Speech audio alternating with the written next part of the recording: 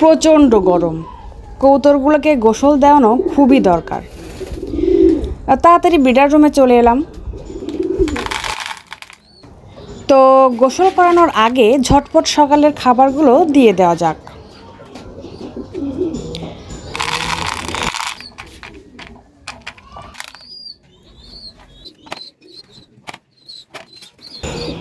পানিও দিয়ে দিলাম। অনেক দিন হয়ে গেল ওদের গোসল করানোই হয় না। তবে মজার বিষয় হলো যে আমি ভাবতেই পারিনি যে বাচ্চারাও গোসল করবে। পানিতে একবার নেমে ওরা তো আর উঠতেই চাইছে না। আজকে আমি শুধু ব্রিডারদের আর এদের গোসল দেওয়াবো, আর বাকিরা কালকে গোসল দেবে। আপনারা দেখতেই পাচ্ছেন কতটা সময় নিয়ে গোসল করছে ওরা।